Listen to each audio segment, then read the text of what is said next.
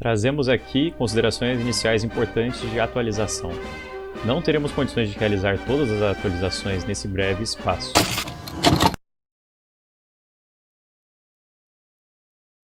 O artigo utilizado para o texto a seguir foi escrito por Peter Hudges em 7 de março de 2025. A entrevista a seguir com o convidado Fábio Bosco ocorreu no dia 27 de fevereiro de 2025. 3 dias depois de nossa entrevista, ocorreu a lamentável reunião bilateral entre Zelensky e Trump no Salão Oval, na Casa Branca. Volodymyr Zelensky é intimidado pelo presidente Trump e seu vice J.D. Vance, no que supostamente era para ser uma sessão curta de respostas à imprensa.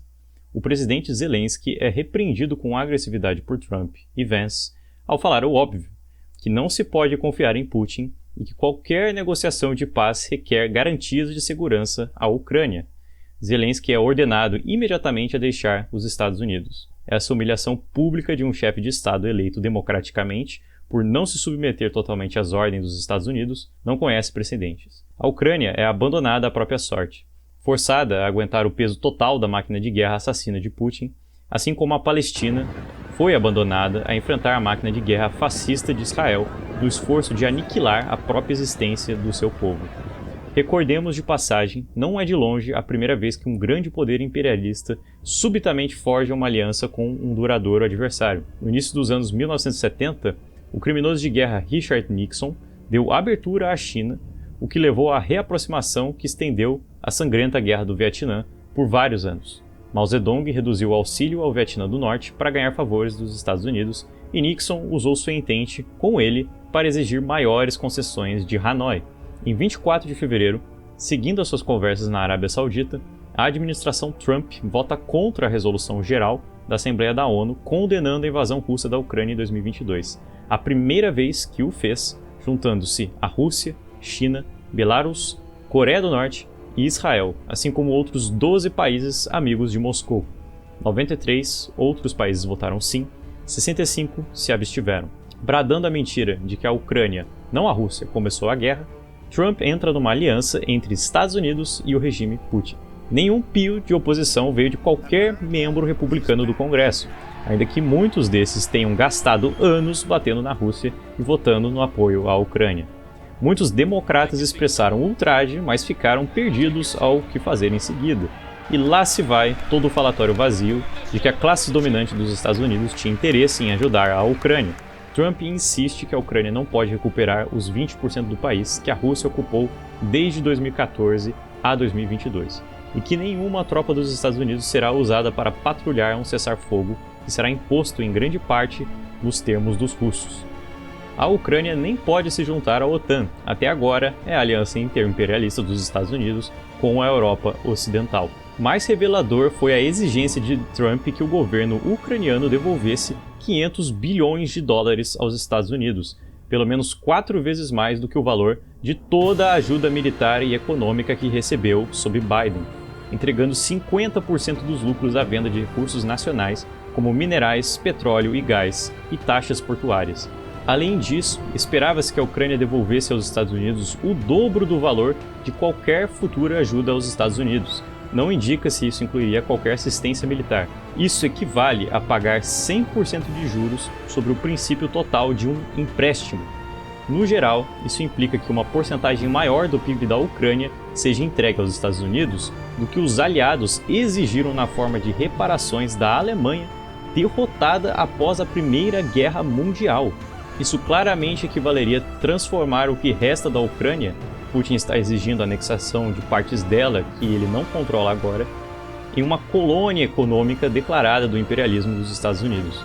Esse mal chamado Plano de Paz, se ele fosse adiante, os Estados Unidos colheriam lucros às custas da Ucrânia e a Rússia poderia garantir a conquista de partes de seu território enquanto constrói seu aparato militar diminuído, que se aproxima da exaustão principalmente devido às perdas em armas pesadas como tanques e artilharia. Não é de surpreender que Zelensky inicialmente tenha se recusado a aceitar as exigências de Trump.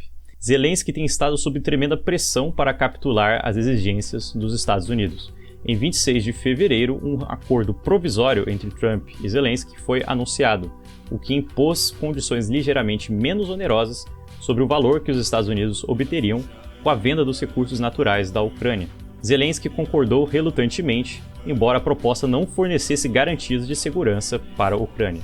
Trump alegou que a presença das empresas dos Estados Unidos no solo da Ucrânia para extrair seus recursos minerais forneceria segurança automática. A Ucrânia não tem atualmente a capacidade de extrair mais do que uma pequena quantidade de sua riqueza mineral. Mas, como muitos na Ucrânia apontaram, a presença de empresas dos Estados Unidos no leste da Ucrânia não fez nada para impedir Putin de invadir e ocupar essas áreas. Além disso, mais da metade dos recursos minerais da Ucrânia estão localizados na parte oriental do país, atualmente ocupada pela Rússia. Trump certamente também está de olho nesses recursos, que Putin ficaria feliz em oferecer enquanto a Ucrânia estiver severamente enfraquecida e desmilitarizada. Enquanto isso, as discussões entre os membros europeus da OTAN sobre o aumento de ajuda militar à Ucrânia dificilmente são tranquilizadoras. Pode levar anos para que eles compensem a perda de assistência militar dos Estados Unidos pela Ucrânia. Por exemplo, todo o exército britânico atualmente tem menos peças de artilharia do que uma brigada possuía na década de 1990.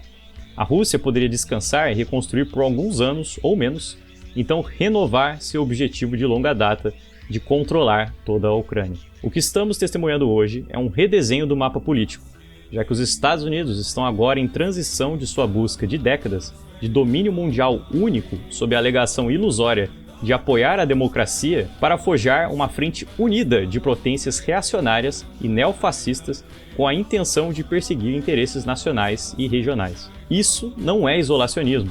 Nem Trump, Putin nem Xi Jinping se encaixam nessa categoria.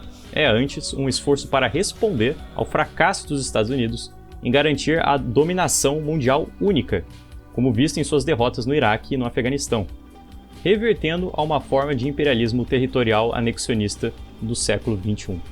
Isso foi iniciado pela invasão imperialista da Ucrânia por Putin entre 2014 e 2022, e agora é abraçado por Trump enquanto ele ameaça anexar a Groenlândia, o Panamá, o Canadá e até Gaza, enquanto promove o esforço de Israel para expulsar toda a população palestina. Da redação do presente texto, Trump apenas reforça essa mesma característica e declarou no 17 de março, em alto e bom som, que pretende dividir os recursos da Ucrânia.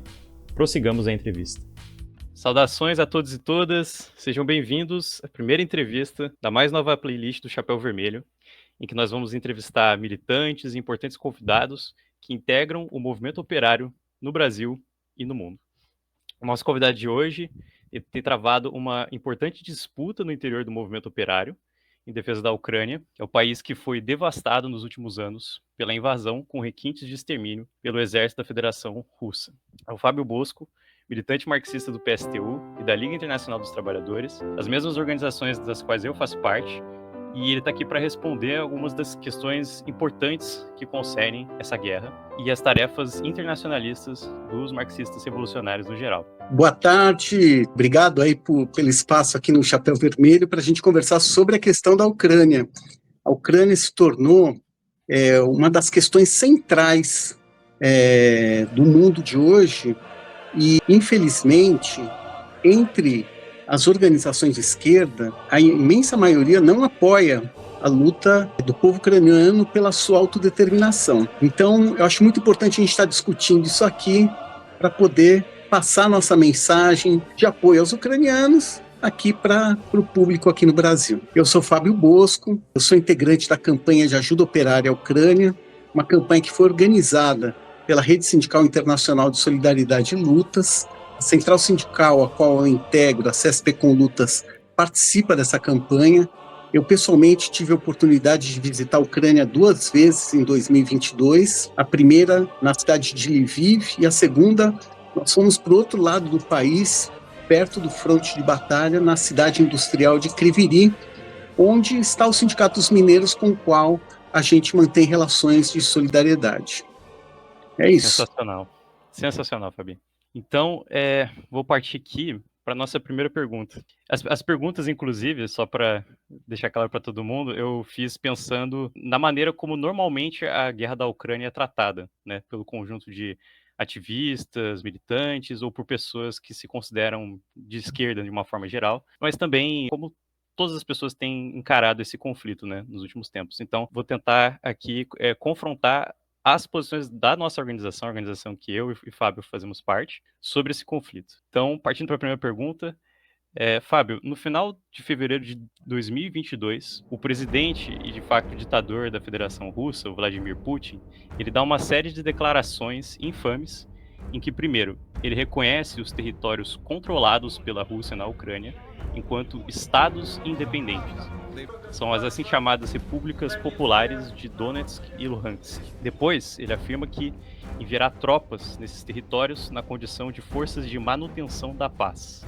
No 24 de fevereiro, ele enfim oficializa a sua Operação Militar Especial, a declaração oficial de invasão à Ucrânia.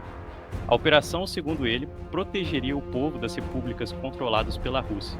Os russos estariam enfrentando humilhação e genocídio no Donbas, perpetrado pelo regime de Kiev, governado, segundo ele, por neonazistas, controlado pelo Ocidente e que estaria desenvolvendo armas nucleares e construindo uma infraestrutura militar para a OTAN. Os objetivos finais da operação especial seriam, por fim, a desmilitarização e a desnazificação da Ucrânia. Putin afirma categoricamente: o seu exército terminará tudo num prazo de 3 dias. Diante daquelas declarações, e considerando que a guerra russo-ucraniana durou 3 anos até os desenvolvimentos mais recentes, é possível ainda sustentar que há algum grau de validade nessas afirmações, que os objetivos da Rússia são manutenção da paz, proteção de minorias étnicas, parar um genocídio, desnazificar e desmilitarizar o país?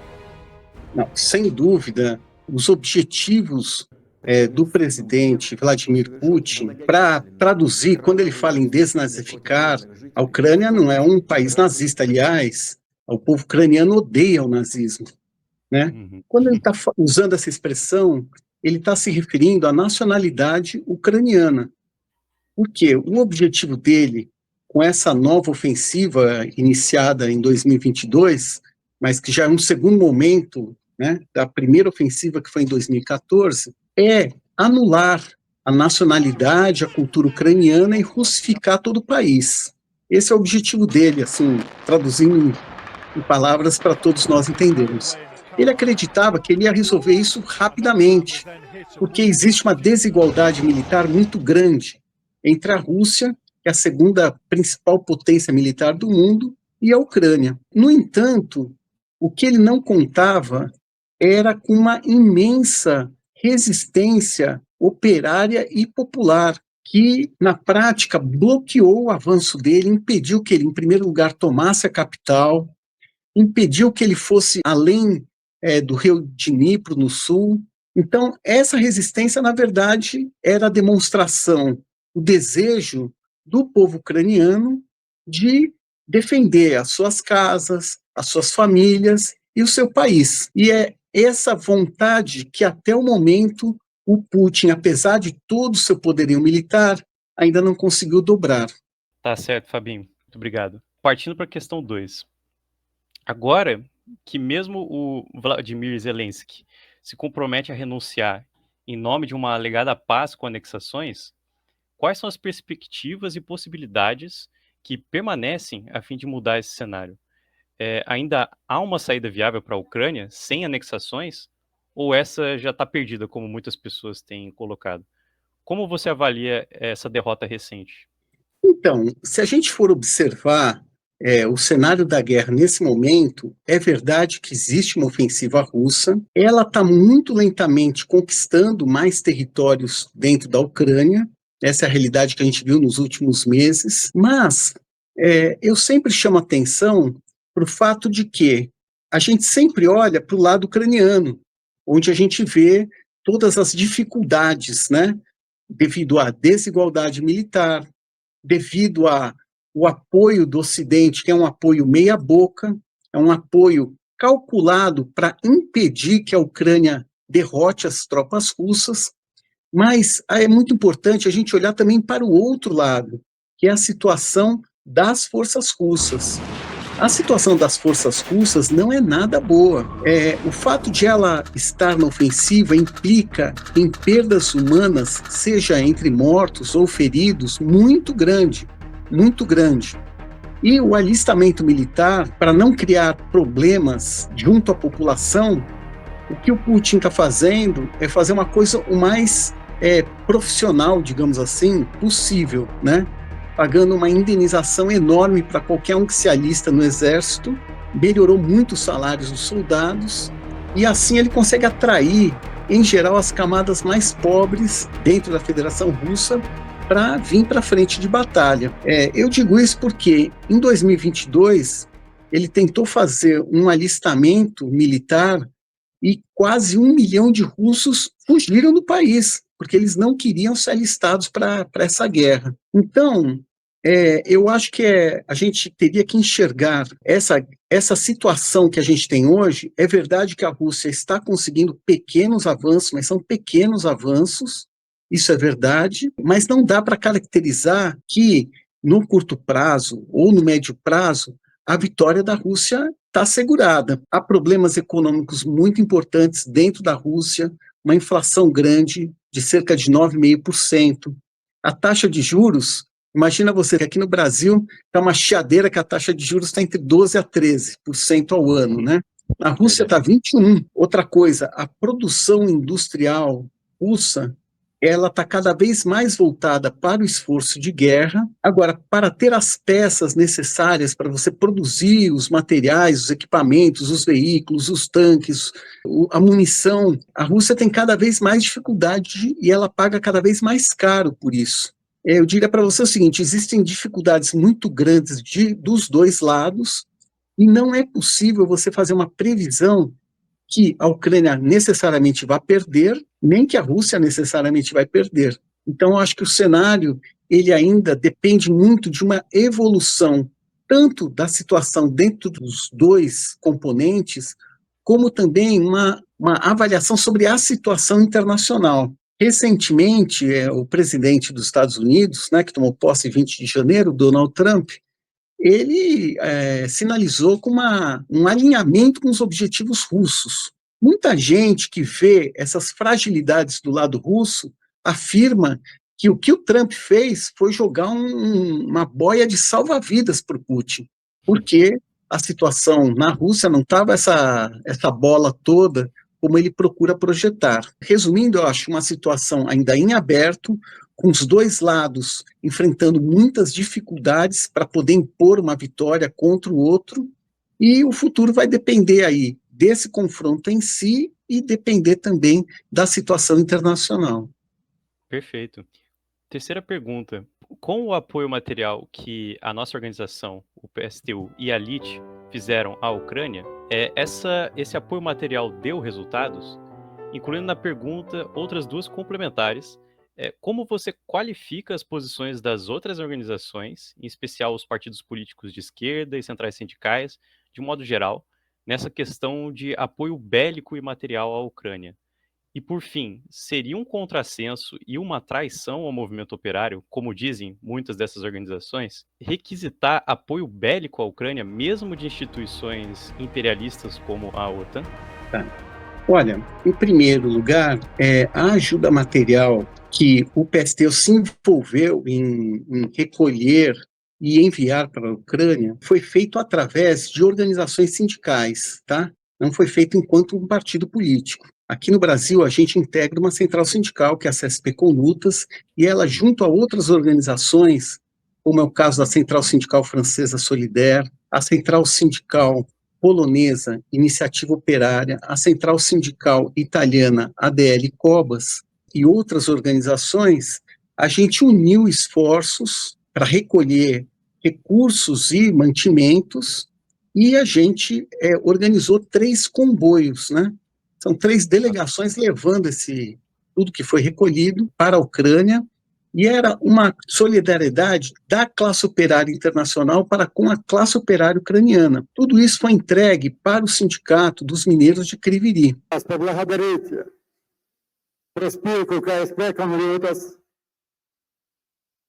Gostaria de mais uma vez agradecer a todos pelo apoio. Вещи, які ви перевозили в Україну для наших профспілковців і солдат, дуже нам допомагають в боротьбі. Toda a ajuda que foi trazida daqui para a Ucrânia foi muito importante para nós. Somos muito gratos. Тому я хочу сказати, що КСП – це сила. Por isso, eu gostaria de dizer com que com lutas Це сила. é força. І це майбутнє Бразилії. КСП Конлутас – це майбутня сила Бразилії. PSP com lutas é o futuro do Brasil.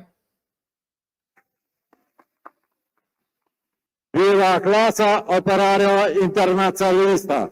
Esse sindicato ele tem uma situação muito particular, muito diferente do que a gente conhece aqui no Brasil, porque essa cidade está muito perto do fronte de batalha e muitos trabalhadores eles estão alistados dentro do Exército, né? Inclusive dirigentes sindicais estão alistados dentro do Exército, fazendo combate para impedir que as forças russas tomem as terras ucranianas. Então o sindicato, além de ter que defender os direitos dos trabalhadores em meio a uma situação de guerra e frente a um governo Zelensky que aplica políticas neoliberais, reforma trabalhista, tudo isso que a gente vê aqui no Brasil, ele aplica lá também e aproveitou a guerra para aplicar com mais intensidade, né? Esse sindicato também tem que ver ajuda para os seus integrantes, seus dirigentes, seus filiados que estão na frente de batalha. Então a ajuda foi muito útil. A ajuda foi muito útil. Com relação às outras organizações, sejam partidos políticos de esquerda e centrais sindicais, olha, a regra é que eles simpatizam com o Putin. No caso aqui do Brasil, a maioria acompanha a posição do governo federal, do governo Lula. E a posição do governo Lula sempre foi muito similar também à do governo Bolsonaro. Somos solidários à Rússia. Que é afirmar que é necessário existir um acordo, que todo mundo cede um pouco. Evitar uma escalada e iniciar negociações de paz também é crucial no conflito entre Ucrânia e Rússia. No momento em que enfrentamos duas guerras com potencial de se tornarem globais, é fundamental resgatar nossa capacidade de trabalhar juntos em prol de objetivos comuns. Muito obrigado, presidente Putin, и muito obrigado aos companheiros que estão em casa.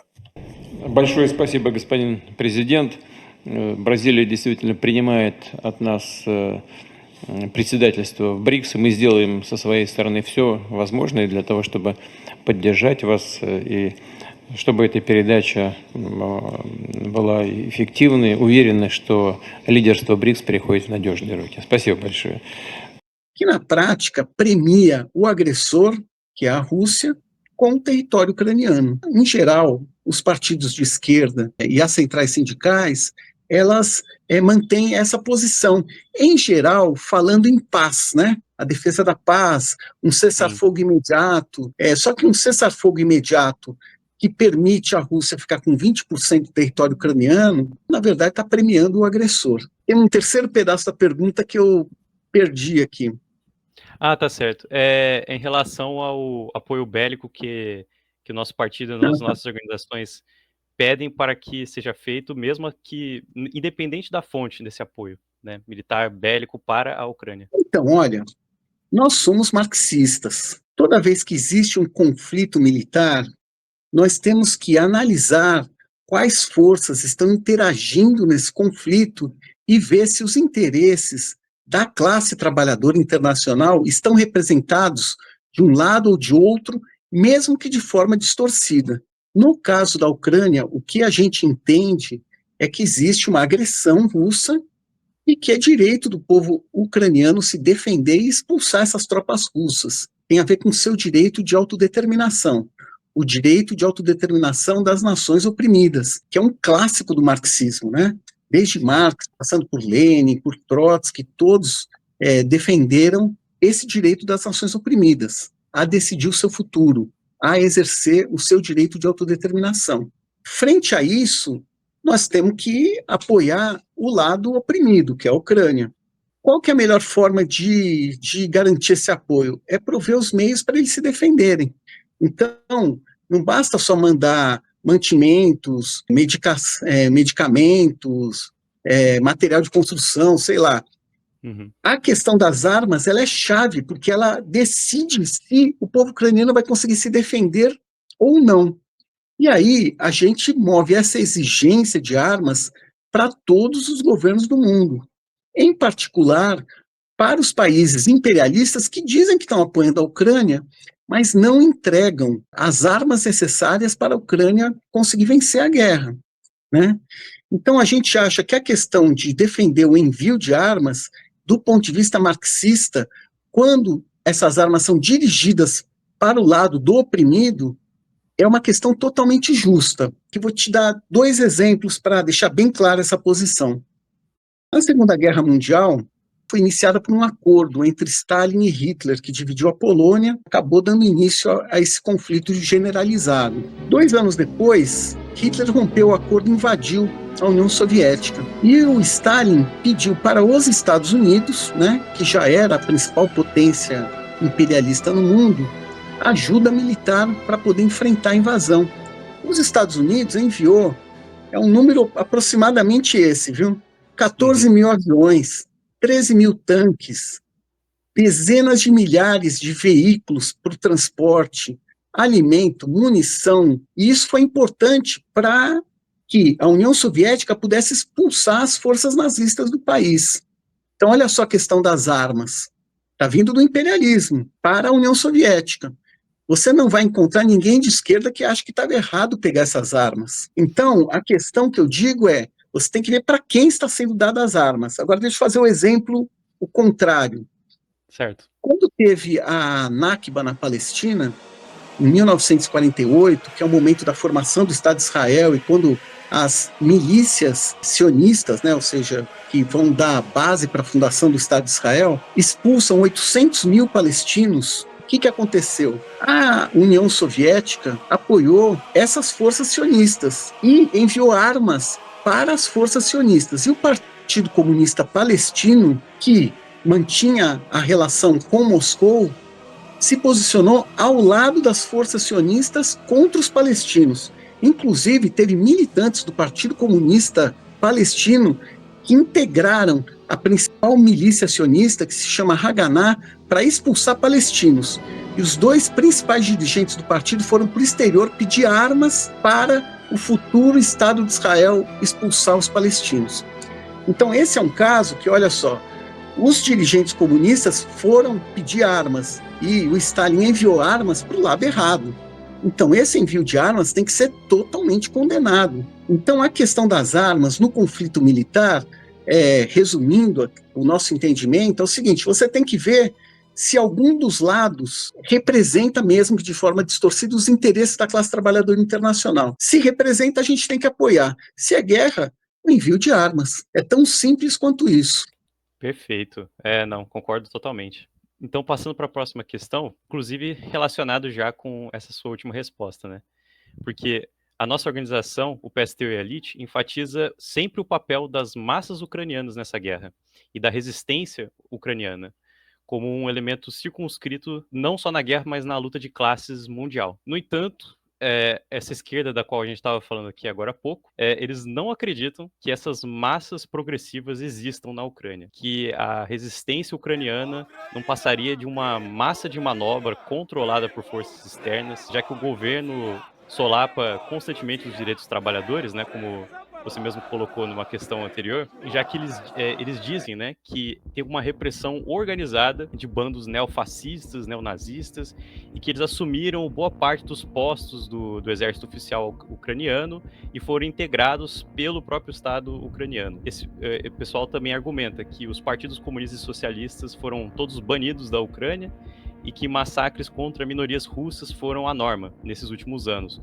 como o caso famoso, que é repetido reiteradamente, da central sindical incendiada em Odessa em 2014, que teria sido perpetrado por ultranacionalistas ucranianos. Isso posto, que massas de trabalhadores resistentes são esses a que nós do PSTU e da Elite nos referimos e nos baseamos? Então, olha, o segredo da Ucrânia estar se mantendo tem a ver com a ampla participação da classe operária nessa resistência, seja na linha de frente, seja na retaguarda. Não são os oligarcas ucranianos que estão de armas na mão. Os oligarcas ucranianos, eles estão ligados ao governo Zelensky e eles estão vendo como fazer negócios durante a guerra. Estão fazendo negócios durante a guerra. Quem está defendendo o país é a classe trabalhadora. É essa classe que tem o interesse de defender, como eu disse, as suas casas, seus lares, suas famílias, suas comunidades, e é ela que está engajada no esforço de guerra. As pessoas e organizações de esquerda, sindicais, que não conseguem enxergar onde está a classe operária, onde estão os interesses do povo comum da Ucrânia, podiam se esforçar um pouquinho e participar de uma manifestação onde estão os ucranianos e conversar com eles, né? Aí você vai encontrar que pensa a pessoa comum da Ucrânia. A pessoa comum da Ucrânia, ela não quer fazer parte da Rússia. Ela não quer ficar sob a égide de Moscou. Seja quem fala russo como primeira língua, seja quem fala ucraniano como primeira língua. Eu vou te falar uma coisa, a cidade que eu visitei, Kryvyi, a maioria é russófona, né? Tem o russo como sua primeira língua. E as pessoas elas não querem o Putin mandando nelas. Digo mais para você, nesse exército que está na linha de frente, com certeza mais de 30% são russófonos. Uhum. Então, essa ideia de que os russófonos estavam sendo oprimidos no Donbás, ela é fantasiosa. Talvez o melhor exemplo disso seja o que ocorreu com Mariupol. Mariupol era uma cidade russófona, a imensa maioria falava russo. As tropas russas, para tomarem Mariupol, elas tiveram que bombardear e arrasar a cidade. As pessoas tiveram que fugir de lá, porque elas não queriam que a cidade fosse tomada pelos russos. Porque se elas quisessem, abria o tapete vermelho e saudava a entrada das tropas russas. Não foi isso que aconteceu. A outra questão é essa questão do fantasma da extrema-direita, do Batalhão Azov. Olha, o Batalhão Azov, quando começou agora a guerra em larga escala, em 2022, ele tinha alguma coisa ao redor de 1.000 pessoas. 1.000 pessoas. Ele estava integrado ao exército, como se fosse um batalhão do exército, um exército de 200 mil, que em meio ao processo de guerra deve ter pulado para um número tipo 800 mil, ou seja, tem 1.000 lá do Batalhão Azov, a maioria é gente comum, e esse batalhão ele foi dizimado na Batalha de Mariupol. Hoje tem gente que fala do Batalhão Azov e tal, eu não sei se tem 100 pessoas. O Batalhão Azov é usado como um espantalho para tentar demonstrar que toda a nação ucraniana seria nazificada, mas isso não é verdade. Como eu disse anteriormente, os ucranianos odeiam o nazismo. Os nazistas invadiram a Ucrânia e fizeram atrocidades para todo lado. E os ucranianos sabem disso. Nas últimas eleições que ocorreram, quando Zelensky foi eleito, o partido de extrema-direita teve uma votação mínima, muito pequena. Se eu não me engano, foi 2% ou foi 3%. Então, essa imagem que o Putin utiliza para justificar a sua agressão contra a Ucrânia, o roubo das terras ucranianas, a russificação da população ucraniana, ela é uma justificativa simplesmente mentirosa.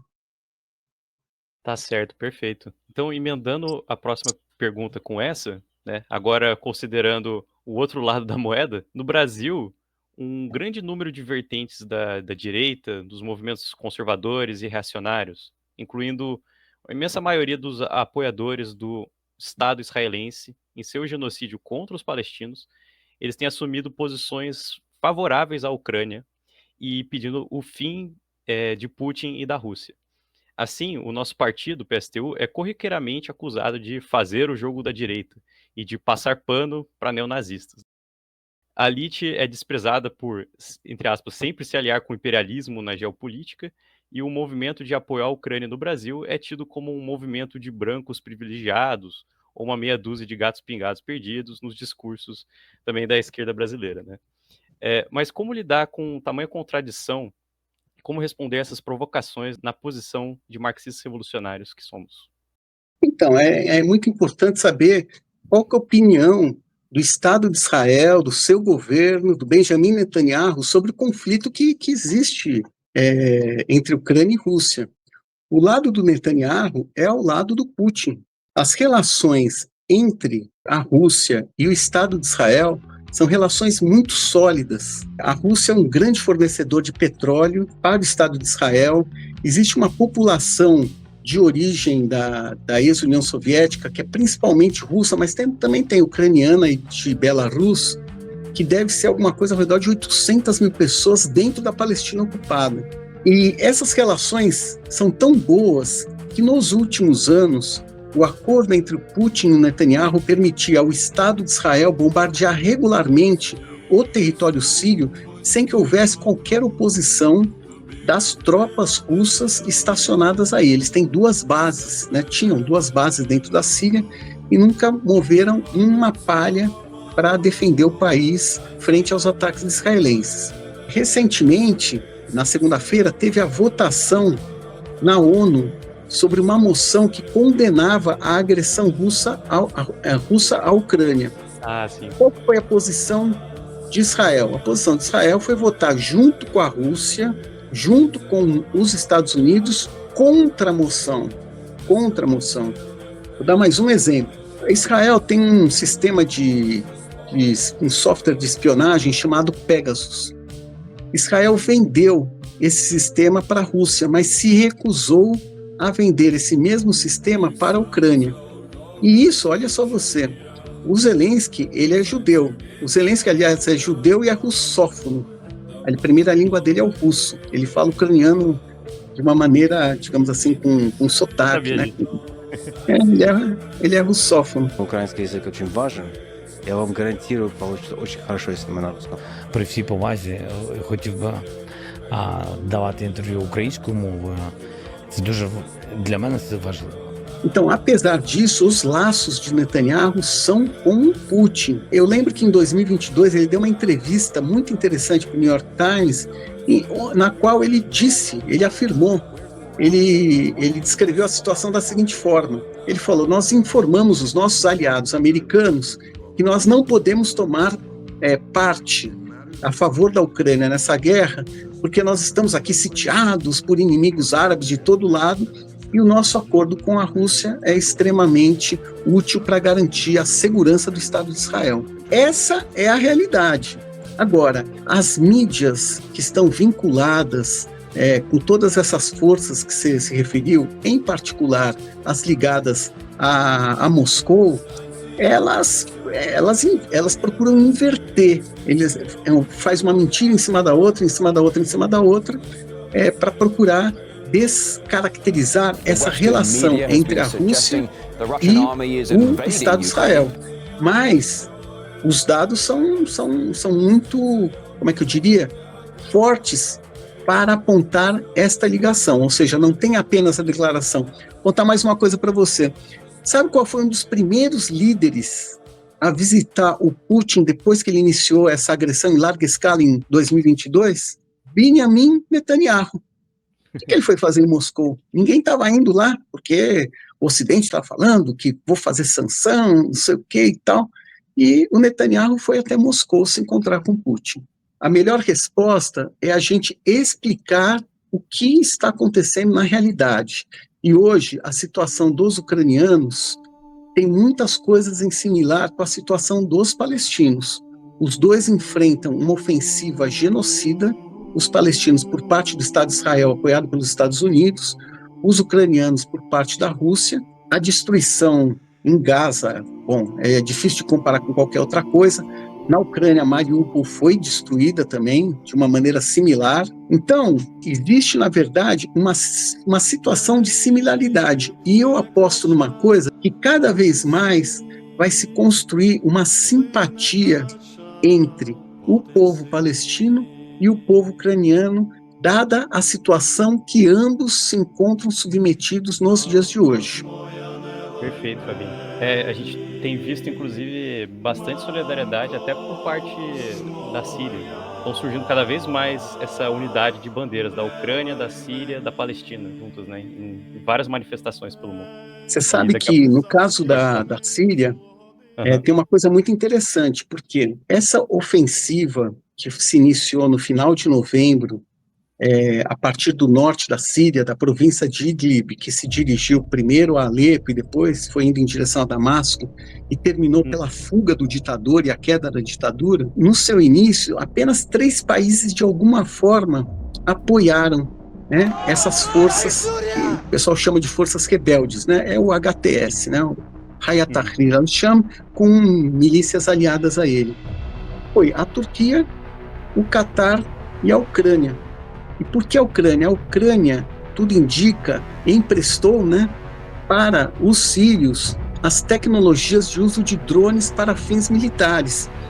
E então, essa ofensiva dos sírios contra a ditadura utilizava um drone que eles chamavam de Shahin, que é águia, e que apavorava as forças do regime.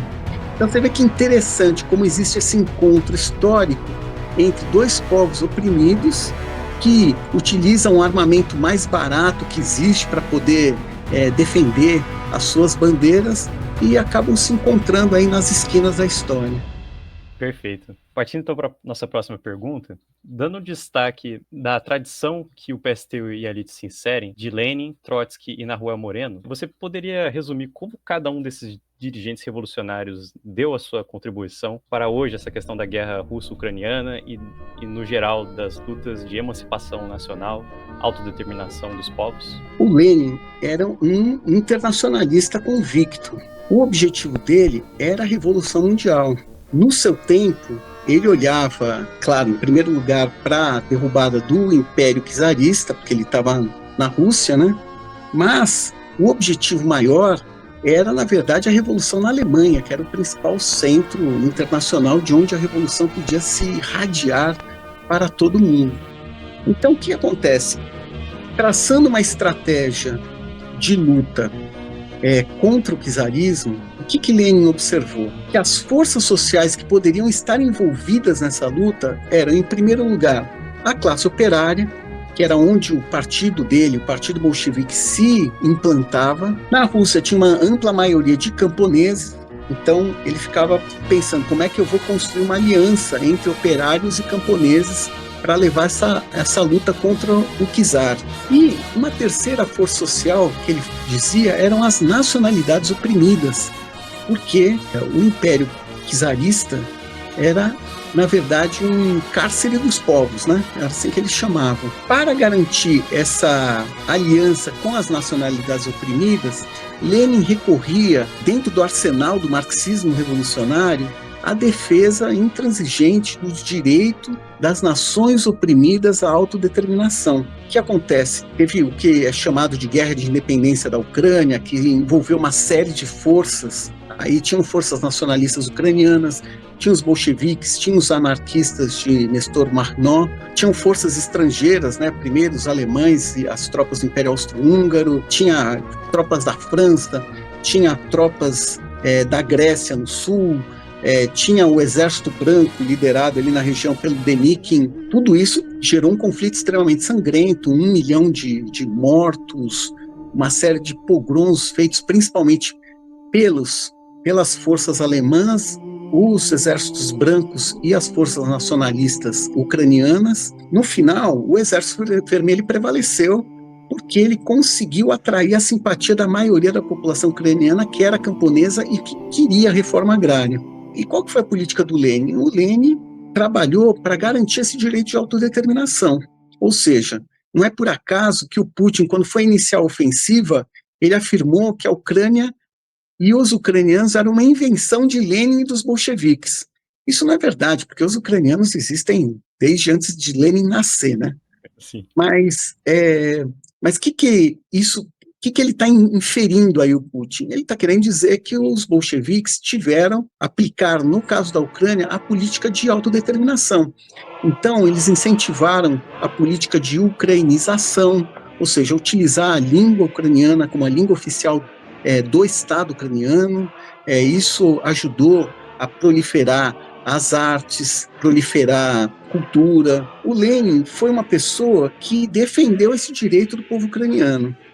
O Trotsky Eu não sei se você sabe, o Trotsky nasceu na Ucrânia, né? De uma família judia, russificada, então ele falava russo, né? Não falava ucraniano. E o Trotsky também, após a morte do Lenin, ele tem uma série de escritos que defendia claramente o direito de autodeterminação do povo ucraniano. O Nahuel Moreno, as elaborações dele, não sei se eu consigo tomá-las no seu conjunto, mas Certo. eu posso citar que, por exemplo, ele sempre apontou sobre a necessidade de apoiar a luta das nacionalidades oprimidas dentro da União Soviética. Ele chamava também a União Soviética de cárcere dos povos, tá? Ou seja, a União Soviética de Stalin para frente, ela acabou reproduzindo essa mesma opressão contra as nacionalidades menores, né, oprimidas, que o czar aplicava no seu tempo. Então, esses 3 grandes dirigentes marxistas revolucionários, eles tiveram um compromisso com a defesa desse direito de autodeterminação das nacionalidades oprimidas, tá? Nunca das nacionalidades opressoras. Perfeito. Aproveitar então esse gancho, dando um destaque para o Lenin, é notável observar que as forças ucranianas, ao realizarem suas ofensivas heróicas na guerra, né, como a conhecida incursão surpresa até o Oblast de Kursk, em agosto de 2024, essas forças elas têm em seu caminho derrubado estátuas erigidas ao líder bolchevique e postado várias dessas ações online. Também se viu nos últimos anos a derrubada de vários monumentos em relação ao passado soviético na Ucrânia, inclui aí até destruição de homenagens a heróis de guerra ucranianos que lutaram ao lado do Exército Vermelho contra a campanha genocida do nazismo. Se a nossa organização explica que o Lenin é fundamental para compreendermos o significado da consigna de autodeterminação dos povos e como todas as coisas que você colocou, como que a gente pode conciliar isso com essas contradições? Então, a gente tem que entender 2 fenômenos aqui. O primeiro deles é que o stalinismo, ele fez uma série de atrocidades contra os ucranianos. Atrocidades que anularam o direito de autodeterminação, promoveram a russificação da sociedade. Em meio a isso, teve o Holodomor, por exemplo, que foi a subtração dos alimentos dos camponeses ucranianos e deixando eles literalmente morrerem, né? Ninguém sabe o número exato, mas pode ser que o número seja tão grande como 3 milhões de ucranianos morreram nesse período aí, que eles chamam de a Grande Fome, né? Em 1932, 1933. Depois, os processos de Moscou, Stalin eliminou um monte de ucranianos que eram integrantes do Partido Comunista. Então, essa série de atrocidades, todas elas foram feitas em nome do comunismo, da foice do martelo, do marxismo, de Lenin, apesar de ser uma apropriação indébita, certo? Não tem nada a ver uma coisa com a outra, mas o Stalin assim se apresentava. Então, as massas ucranianas, quando reagem contra uma estátua de Lenin, um símbolo do comunismo, elas estão reagindo, na verdade, contra a opressão stalinista. Tem um segundo fenômeno, que é, após a independência da Ucrânia em 1991, os setores da oligarquia ucraniana, que governaram a Ucrânia desde então, né, trocavam o oligarca, mas era sempre um oligarca que estava aí. Agora está o Zelensky, que não é oligarca, mas está ligado a 2 grandes oligarcas, enfim. A oligarquia, ela, antes da independência, em seguida, ela, na verdade, ela foi roubando os bens do Estado e se tornou milionária, né? Não é uma oligarquia numerosa, ela é pequena, né? Mas ela está lá. E essa oligarquia, ela procurou se associar ao nacionalismo ucraniano, recuperou o Stefan Bandera. Bandera era dirigente de uma pequena organização nacionalista de direita que no período anterior da Segunda Guerra, depois durante a Segunda Guerra, operava no que era a Galícia Oriental, né? Hoje é o lado ocidental da Ucrânia. Ele lutava contra a ocupação polonesa e era simpatizante do que estava em ascensão na Europa, né? Que era o fascismo, o nazismo, mas era uma pequena organização. Depois colaborou com os nazistas, mas foi preso pelos nazistas. Agora o seu grupo participou de pogroms contra judeus, contra poloneses. uma série de atrocidades. Mas os governos da oligarquia ucraniana, após a independência, vão recuperar figuras desse tipo para afirmar, digamos assim, as suas raízes nacionalistas, né? Quando, na verdade, esses governos oligarcas estão só roubando o país, viu? Eles não estão defendendo nenhum tipo de autodeterminação do povo ucraniano. Uhum. Então, essas duas coisas se misturam. Por um lado, uma rejeição contra o stalinismo, que se apresentava como um herdeiro de Lenin, da Revolução Russa e do marxismo, e, por outro lado, as forças da oligarquia ucraniana que vão recuperar esse nacionalismo torto, né? Tóxico, de figuras como bandeira, para utilizar como um símbolo nacional. Então, isso dá essas distorções. Mas sabe que hoje, no mundo, a gente tem um problema que é o seguinte: todos os governos são governos capitalistas, só que uns se apresentam como liderados pelo Partido Comunista, ou de esquerda, ou progressista, cada um usa um nome aí, né? Mas todos eles aplicam políticas de exploração contra a classe trabalhadora, de opressão contra todos os setores chamados de minorias, e aí a população de cada lugar reage contra essa opressão. Quando é um governo, entre aspas, de esquerda, que se apresenta como de esquerda ou como comunista, a massa vai acabando gerando um sentimento anticomunista ou anti-esquerda. Então, nós que somos marxistas, nós temos que tentar interpretar o que são esses movimentos. Porque olha só o caso ucraniano, eles odeiam os nazistas. O próprio Bandeira é uma figura totalmente controversa no país, apesar do esforço do governo de recuperar a figura dele. Então, olha só vocês, mas ao mesmo tempo, eles são totalmente contra ficar debaixo da tutela da Rússia. Eles querem independência. A gente tem que procurar interpretar e intervir, né, para ajudar a consciência.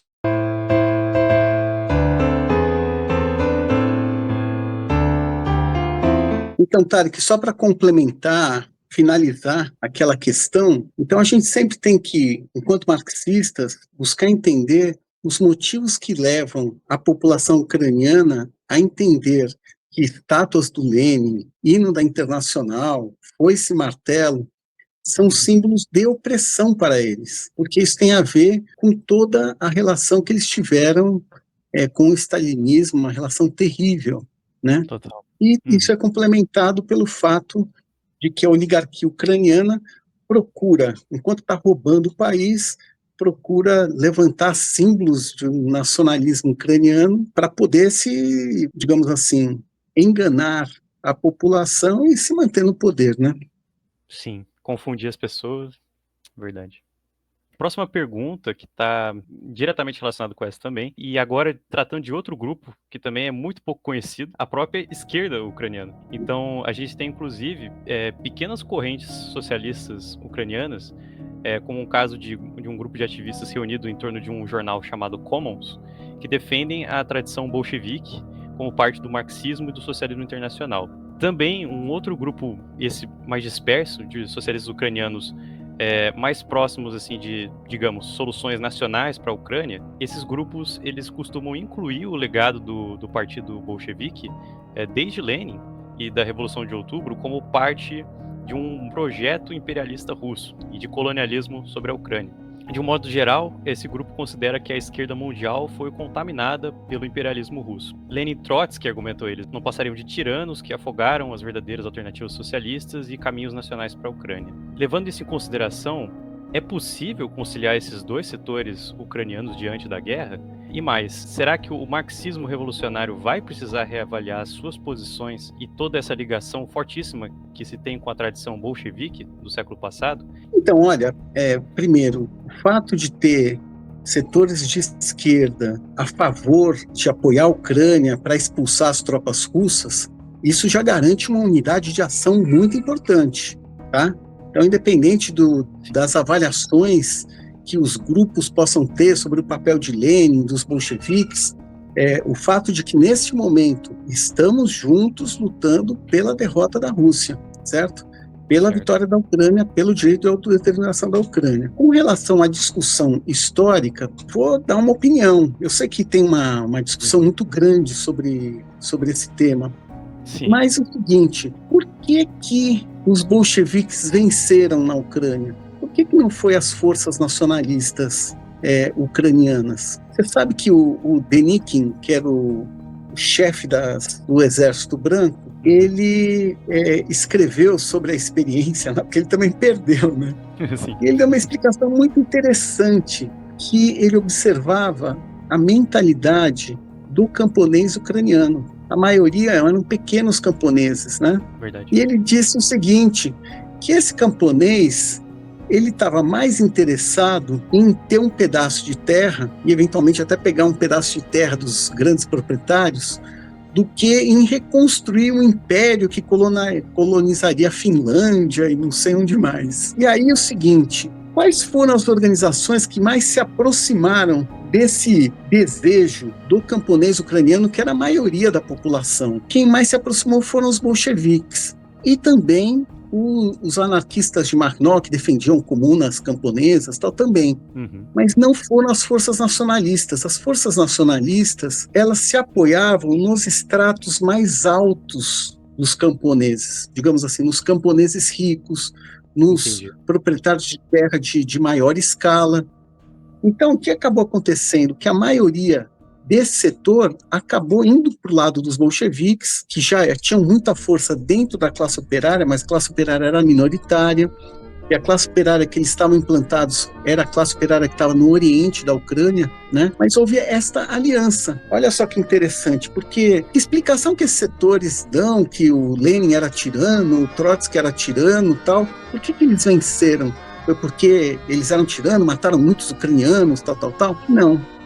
A luta por corações e mentes na Ucrânia, quem venceu foram os bolcheviques. E a partir desta conquista é que eles conseguiram vencer todas as outras forças. E digo mais, as forças nacionalistas ucranianas, elas estiveram envolvidas em pogrom. Não foi foram vários, tem 100 mil judeus que foram mortos naquele curto período de 2 ou 3 anos após a Revolução de 1917, na Ucrânia, só na Ucrânia. E mais, buscaram aliança com os alemães. Aí eles fizeram aliança e os alemães traíram eles e ocuparam toda a Ucrânia, impuseram um governo títere. Então essas forças que se apresentavam como nacionalistas ucranianas, reunidas ao redor da Rada, elas, ao se apoiar principalmente nos camponeses ricos, elas, eu acho que perderam a luta por corações e mentes, e também ao promover esse tipo de atrocidades contra a população judia, perdeu também uma outra parte da população que vivia na Ucrânia. Então, essa é a minha interpretação, mas eu sei que tem uma controvérsia enorme. Essa discussão, eu acho que a gente precisa fazê-la de uma maneira mais aprofundada, né? E tudo bem, e enquanto a gente discute, vamos seguindo, fazendo campanha aí pela vitória da Ucrânia contra a Rússia. Perfeito, Fabi. Agora uma pergunta relacionada com outras que você já respondeu, né? A gente sabe que você visitou a capital Damasco, na Síria. Então, como você estava comentando antes, da relação da Revolução Síria com a resistência ucraniana, né, e da forma como a Ucrânia, inclusive, auxiliou com os drones na derrubada do Al-Assad, com base nessa sua visita na Síria e de todos esses desenvolvimentos recentes, considerando o entrelaçamento de todas essas lutas, que inclui também a luta da resistência palestina, que lições que a Revolução Síria pode fornecer para a resistência ucraniana e para a resistência palestina? É possível confiar nas direções dessas lutas? E quais tarefas temos nós hoje a fim de promover a realização concreta dessa unidade de emancipações nacionais de cada povo? Olha, eu acho que a principal lição da Revolução Síria é que nenhuma tirania é eterna, por mais forte que seja. O Putin e esse regime russo apoiado sobre o Serviço de Segurança, a FSB, que é a antiga KGB, e o Exército e a oligarquia, ele não é para sempre, ele não é eterno. O czar também não era eterno. O Estado de Israel não é eterno. Então, eu acho que a lição da Síria é que, por mais forte e mais sanguinária que seja a tirania contra a qual você está lutando, ela pode ser derrotada. Então, acho que essa é a principal lição. Eu acho que tem um segundo fato interessante que é esse encontro histórico de lutas de setores oprimidos que estão lutando contra opressores diferentes, contra imperialismos diferentes, eles começarem a se encontrar, a se unir, a repartir as suas experiências.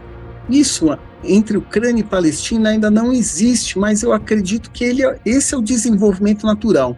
Você sabe que dentro da Ucrânia, quando o Trump anunciou que estava em conversação direta com o Putin, que o Putin tinha razão, que em várias das coisas que ele dizia, tal, que eles estavam tendo uma compreensão comum. Imagina só, uma compreensão comum com o Putin que invadiu a Ucrânia para roubar as terras, acabar com a nacionalidade ucraniana. O que começou a acontecer dentro da Ucrânia? Começa a aparecer coisas tipo o seguinte, gente dizendo, a gente precisa se aliar com os povos árabes, muçulmanos, que também sofrem a opressão que a gente está sofrendo. Olha só. Olha que interessante. Então, abre possibilidade da consciência, dar um salto para frente e enxergar quem são seus verdadeiros inimigos, quem são seus verdadeiros aliados. E no mundo de hoje, a classe trabalhadora, ela tem que se enxergar internacionalmente para construir essa aliança. E junto com a classe trabalhadora vem todos os setores oprimidos, o que inclui as nacionalidades oprimidas, como os palestinos, como os ucranianos. Perfeito. Na sua opinião, e de um modo mais geral, na avaliação da nossa internacional elite, depois dessa última manobra reacionária do Trump, qual seria o prognóstico ótimo e qual que seria o prognóstico péssimo para o próximo período em relação à Ucrânia? Em outras palavras, né, o que significa a classe trabalhadora ucraniana vitoriosa nessa guerra e o que significaria uma classe trabalhadora ucraniana derrotada? E como isso interfere na luta de classes mundial? Então, esse cenário de uma vitória total ou derrota total são cenários difíceis, tá? Mas o que seria considerado uma derrota pelos ucranianos é o plano do Trump dar certo. Ou seja, o Putin leva 20% da Ucrânia e, no restante, as riquezas ucranianas ficam tuteladas pelo imperialismo americano, que vai condenar a nação ucraniana a ficar pagando dívidas de guerra por décadas. Dependência eterna, né? Dependência eterna. Eterna. Então, esse cenário é, sem dúvida, o pior cenário, né? O melhor cenário é existir do lado da Rússia uma situação em que a questão da economia que está fragilizada acabe levando a dificuldades na frente de batalha e comece a minar esses esforços, o esforço militar russo. Olha só você imagina um esforço militar russo que depende de tropas da Coreia do Norte, que deve mandar uma segunda leva agora, mandou 10 mil, deve mandar mais agora, de drones iranianos para poder manter toda a sua agressão, todo o seu esforço de guerra contra a Ucrânia, não está tão bem assim. Então, é um colapso, mesmo que parcial, pode abrir o caminho para uma vitória ucraniana. Tem outra coisa acontecendo que é muito pouco noticiada, é que a Ucrânia conseguiu desenvolver uma indústria de drones para fins militares muito importante. Então, eles andaram atacando umas refinarias russas. Teve um determinado momento, no ano passado, que o Biden, ele reclamou com Zelensky, não foi ano passado, foi ano antepassado, que esse negócio de ficar bombardeando refinaria russa ia acabar reduzindo, foi 2023, é isso aí, 2023, ia acabar reduzindo o provimento de petróleo para o mercado mundial, acabar elevando o preço do petróleo, impacto dentro dos Estados Unidos, com inflação e tal. Olha só que interessante, uma situação de que esse esforço de guerra ucraniano se mantém e acaba levando a um colapso do esforço militar russo, ou a eclosão de lutas das nacionalidades oprimidas dentro e ao redor da Rússia. Por exemplo, tem grandes lutas acontecendo na Geórgia, a Sérvia, que é um pouco mais distante, mas é um governo aliado ao Putin, e de nacionalidades oprimidas sem 50 nacionalidades oprimidas dentro da Federação Russa. Isso daí, se entrar em movimento uma parte, pode levar a um desmonte, né, um colapso do esforço russo e a uma derrota russa. Perfeito. Não, inclusive, essa questão na Geórgia está tudo relacionado com a infiltração do capital chinês, né? Pelo que eu tinha lido a respeito, até começou com o que gerou, né, a repercussão toda da população foi que teve um colapso de uma, se não me engano, uma estação que tinha uma empreiteira chinesa por trás e claro, né, a interferência da Rússia é sentida na Geórgia há muito tempo também. Isso aí tem um peso considerável. E por fim, queria perguntar para você o que você pode nos dizer sobre a atuação concreta da nossa internacional atualmente, né? Você já comentou, né, dos comboios passados, mas em relação a esses acontecimentos relevantes, o que nós estamos fazendo neste momento? Qual que é o exercício real e exemplos da nossa atividade internacionalista que mais marcaram a história da internacional nas últimas décadas? Que você se lembre, assim. De novo, eu sei que você já citou alguns exemplos marcantes, mas se tiver outros, se você puder incrementar aí, fique à vontade. Então, a corrente internacional, a qual a LIT se associa, ela nasce como uma corrente latino-americana. E aqui na América Latina teve envolvida com várias lutas muito importantes, intervenções muitas vezes feitas desde fora, que eram feitas com o objetivo de apoiar lutas ou revoluções que estivessem em curso e construir partidos revolucionários, porque você sabe, né, Tarek, revolução é que nem um jogo de futebol, você precisa ter um bom técnico. Entendeu? Se você tem um bom técnico, o técnico ele vê quais são as fragilidades, as fortalezas do time e ele trabalha isso daí para vencer o inimigo, né? Então, por exemplo, a Revolução Nicaragüense, a nossa seção colombiana, a corrente que depois veio a fundar a LIT, ela fez uma campanha pública para ver pessoas que se voluntariavam para ir lutar na Nicarágua, arrecadou dinheiro e se mandou para a Nicarágua, para intervir no processo de revolução. E olha só que interessante, depois da queda da ditadura do Somoza, em 1979, o que acontece? Muitos desses militantes que estavam lá tinham experiência de movimento sindical, né? Porque muitos de nós somos ativistas sindicais, de movimentos sociais, e começaram a organizar sindicatos, né? Então, você chegava num supermercado, fazia uma assembleia com os trabalhadores ali, formava um sindicato, em um período muito curto, formaram, se eu não me engano, 70 sindicatos. Nossa. E aí, o que os sandinistas fizeram? Os sandinistas prenderam todos os nossos companheiros e companheiras e expulsaram do país. Nossa. Olha que interessante. Hoje, os mesmos que fizeram isso em 79 estão fazendo isso contra qualquer dissidência, tá? Hoje a Nicarágua, infelizmente, tem um regime fechado, uma ditadura contra a população.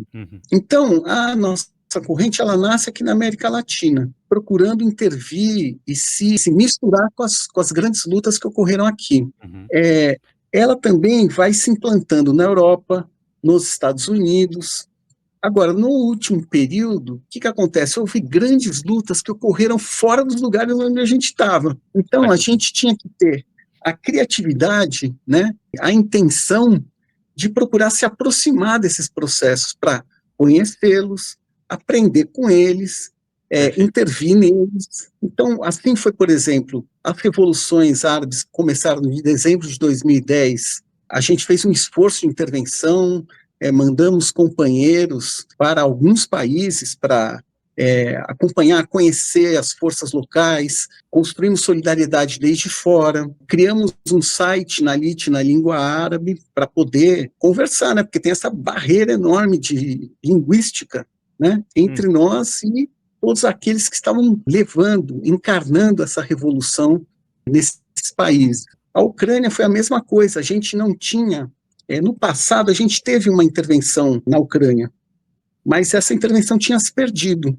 Quando começa, primeiro, aquele levante, que é conhecido como Euromaidan, em 2013, 2014, a gente mandou militantes lá para procurar se aproximar daquela luta que estava em curso. E, posteriormente, com o início da invasão, a gente resolveu fazer, via o movimento sindical, uma campanha de solidariedade internacional de classe operária para classe operária. Então, foi uma maneira de intervir nesse processo. A Síria, a Palestina, nós também, infelizmente, não temos organizações, partidos filiados à elite que atuem nesses países.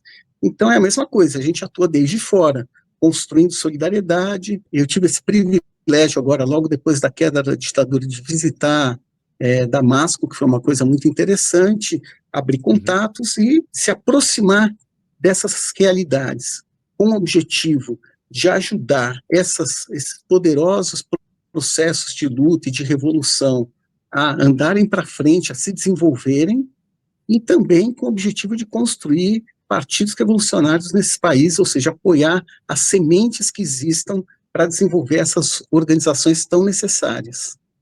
Tá ótimo. Fábio, então só para relacionar um caso específico da situação da Ucrânia que se deu com o Euromaidan em 2014, é esse caso conhecido do incêndio na casa dos sindicatos ou casa sindical na cidade de Odessa. O que você pode nos dizer sobre esse episódio? Porque ele foi um episódio que marcou muito a sociedade ucraniana naquele período, né? E até hoje tem uma repercussão internacional muito forte e é amplamente comentado, debatido, discutido. E, enfim, o que você pode nos dizer sobre esse caso? Então, a primeira coisa que eu posso dizer é que a única coisa que não tinha ali eram sindicalistas ou sindicatos ou trabalhadores. O Certo. episódio, na verdade, era o seguinte: o Putin estava montando grupos para fazer provocação em várias cidades, tanto no sul, incluindo Odessa, como indo até a região do Donbass, pegando toda a área fronteiriça, né? E aí, o que acontece? Tinha uma juventude lá fazendo provocação contra os acontecimentos de Euromaidan, e a torcida do time de futebol saiu do estádio e trombou com eles e começou uma briga. Today, Odessa-based football team Chornomorets was scheduled to play Kharkiv side Metalist. According to a UN human rights report, supporters from both teams had planned a peaceful pre-match rally for a united Ukraine. E aí, essa juventude ligada ao Putin fugiu para dentro da casa sindical e foi a torcida atrás, certo? Então, esse episódio, eu compararia quando, por exemplo, quando o bolsonarismo estava fazendo aqueles acampamentos aqui para todo lado, teve uma vez que eles foram bloquear a rodovia aí e trombaram, eu acho que foi com a torcida do Corinthians, viu? Com a Gaviões da Fiel. Geralmente os livros de histórias elogiam a elite, a burguesia, põem eles ali como um pivô da história, como um sujeito ativo, mas na verdade o povo tem muita importância em todas as revoluções. E não está sendo diferente dessa, entendeu? O corintiano, ele já é conhecido como time do povo, um torcedor do povo, sofrido, trabalhador. Então já faz parte do DNA do corintiano mesmo. Daqui 20 anos, você vai poder falar para os seus netos, para os seus filhos, que teve uma eleição no Brasil totalmente polarizada, que um seleto grupo se mobilizou contra, para paralisar as vias, as rodovias, para pedir intervenção militar, e foram lá torcidas organizadas e acabaram com isso, entendeu? Defendemos a democracia, entendeu? Acho que é isso que é o importante, entendeu? Não adianta só falar em democracia, tem que praticar. Então, até por princípios nossos, até de fundação e ideológico, a gente tomou essa posição de furar o bloqueio e arrancar essas faixas que são inconstitucionais, entendeu? Os caras tiraram as faixas. Foi lá e tirou os caras de lá, né? Então, eu compararia com isso. E se a gente quiser ver um caso de invasão de casa sindical, ou seja, de edifício que abarcam vários sindicatos, o que aconteceu foi em Kiev, né? Em Kiev, a casa sindical, os sindicatos apoiavam os protestos, serviam de base de apoio à casa sindical por os protestos contra o governo do Yanukovych, os protestos que ocorriam na praça. E houve, num determinado momento, as forças especiais do regime ucraniano, naquele momento ligado com o Putin, que invadiu a casa sindical. A única coisa autêntica, digamos assim, de casa sindical foi o que aconteceu antes, em Kiev, não esse de Odessa, que foi o pessoal de fora que entrou dentro da casa sindical. Tá certo, perfeito. Fábio, muito obrigado pela sua participação aqui conosco, por essa entrevista maravilhosa. Só querendo agradecer mesmo, primeiro por essa participação de novo, e segundo né, pela sua disposição de estar aqui, compartilhar as ideias da nossa Internacional, divulgar o marxismo e pelo seu ativismo militante de um modo geral, que sem dúvida é muito relevante para todos nós. E fazer conhecer essa experiência que está se tomando com essa guerra na Ucrânia e conhecer o lado dos trabalhadores ucranianos em primeiro lugar, tá certo? Muito obrigado e nos vemos numa próxima. É isso aí. Ó, Tarek, eu que agradeço a oportunidade de estar conversando aqui. Força aí nesse trabalho desse chapéu vermelho aí. Tem que fazer esse projeto andar para frente. Nossa, sem dúvida. Tá certo. Abraço, camarada. Um abraço. Até mais.